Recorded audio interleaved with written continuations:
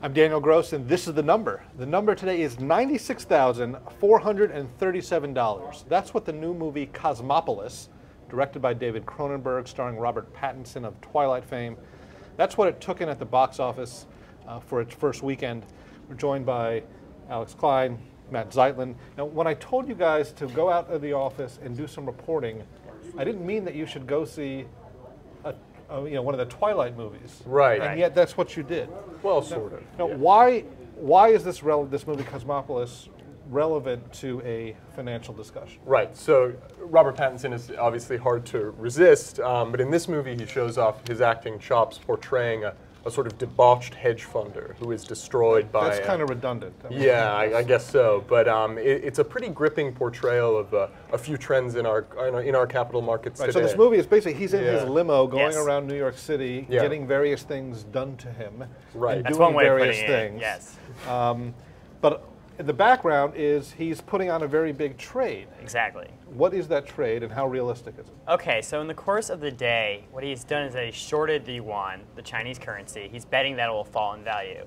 And throughout the day, he has a bunch of people remind him, and on kind of his Bloomberg-esque screens inside the limo, that the yuan is actually gaining value throughout the day, which means that he's losing billions of dollars. And I think what Cronenberg and DeLillo, who wrote the novel this is based on, is referring to is George Soros' famous Black Wednesday trade in 1993, where he bet against the British pound, and he made more than $1 billion in a single day when the British pound this fell shows in you how value. the financial culture has changed, because when the book was published in '03, I Yes. believe, he was shorting the Japanese yen. Exactly. We wouldn't have even thought about the Chinese currency at that time as something that you're really playing against. Now, so the market is conspiring against him, in part because China has a strong currency and it's a big country, but it seems like the technology is also conspiring against him and others in the film? Right. So one of the big themes in the film is sort of the rise and overarching influence of techno-capital. And this is something we've actually discussed on The Number before,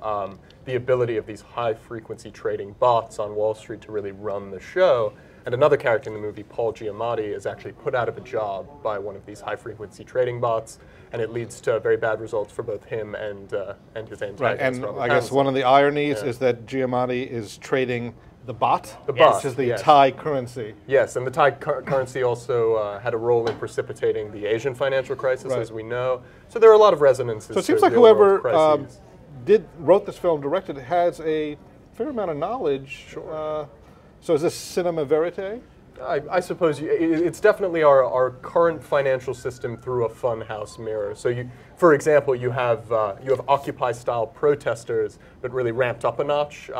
Instead of waving signs about the 1%, they're waving signs with Marx quotes on them and holding giant rats. Yes, Okay. and throwing them at rich people. This really does sound like a documentary. Now, this is, of course, Robert Pattinson. Of course. Do we have a sort of a Team Soros and a Team Tudor Jones? Are people going to be lining up to kind of be pro or con one of these characters? I think despite Robert Pattinson's kind of, good looks and obvious charm, this is not going to be a movie that inspires people to get into the hedge fund industry. Okay. Well, it remains to be seen if teenage girls will flock to this and be screaming when they see people getting off the train in Greenwich, Connecticut. For The Number, I'm Daniel Gross.